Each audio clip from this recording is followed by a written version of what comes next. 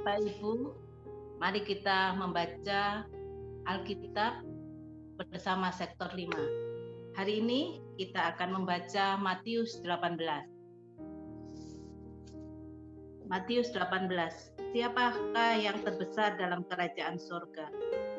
Pada waktu itu datanglah murid-murid itu kepada Yesus dan berkata, "Siapakah yang terbesar dalam kerajaan surga?" Maka Yesus memanggil seorang anak kecil dan menempatkannya di tengah-tengah mereka.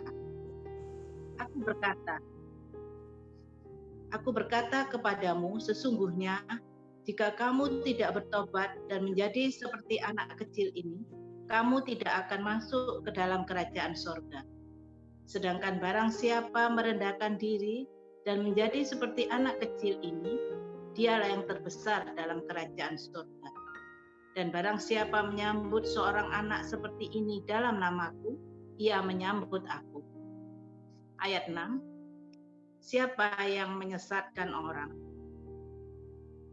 Tetapi barang siapa menyesatkan salah satu dari anak-anak kecil ini yang percaya kepadaku, lebih baik baginya jika sebuah batu kilangan diikatkan pada lehernya, lalu ia ditenggelamkan ke dalam laut.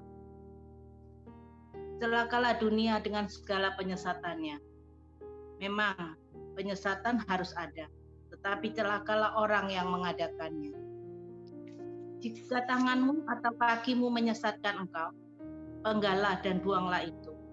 Karena lebih baik bagimu masuk ke dalam hidup dengan tangan kutung atau timpang daripada dengan utuh kedua tangan dan kedua kakimu dicampakkan ke dalam api kekal.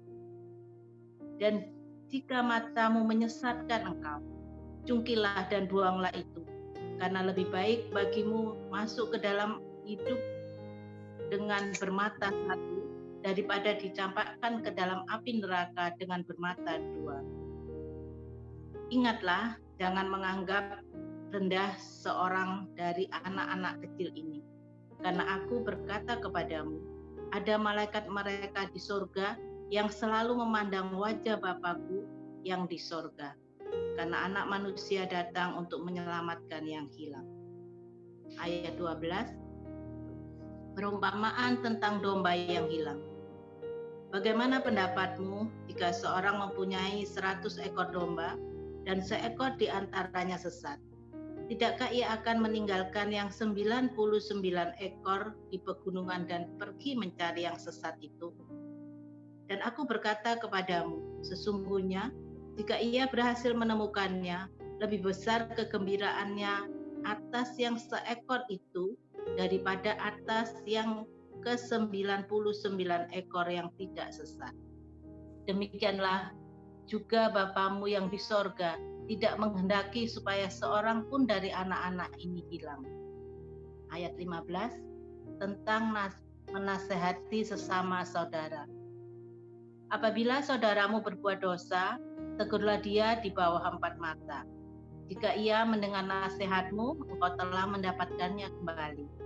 Jika ia tidak mendengarkan engkau, bawalah seorang atau 2 orang lagi, supaya atas keterangan 2 atau 3 orang saksi perkara itu tidak disangsikan.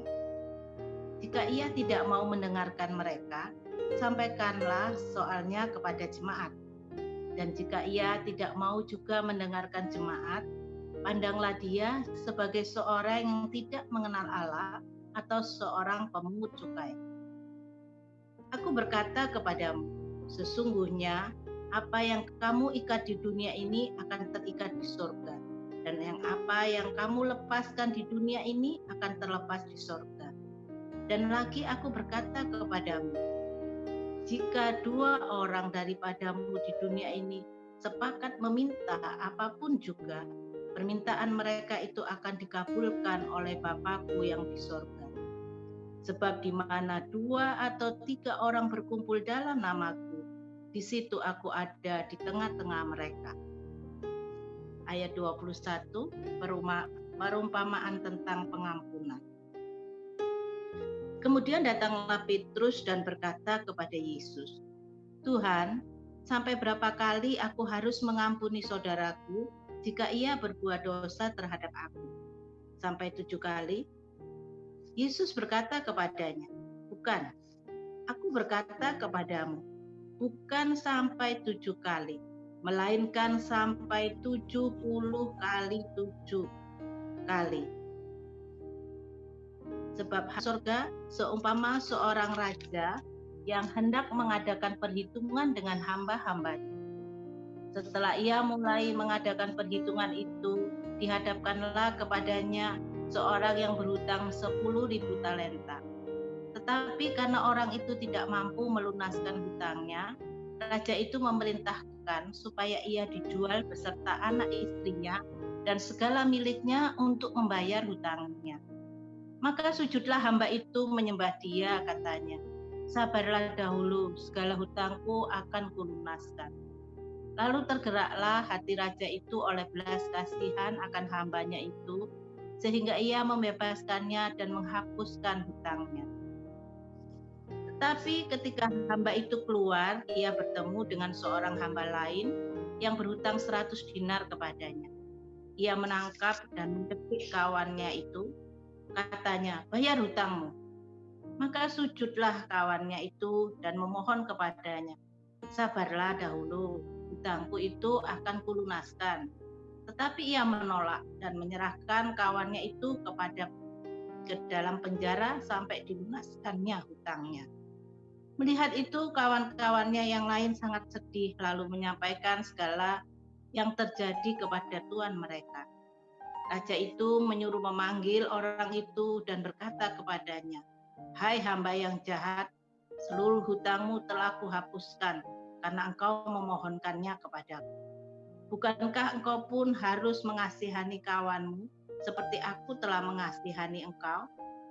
Maka marahlah tuannya itu dan menyerahkannya kepada Al-Gojo sampai ia melunaskan seluruh hutangnya. Maka Bapakku yang di surga akan berbuat demikian juga terhadap kamu, apabila kamu masing-masing tidak mengampuni saudaramu dengan segenap hatimu. Demikian firman Tuhan.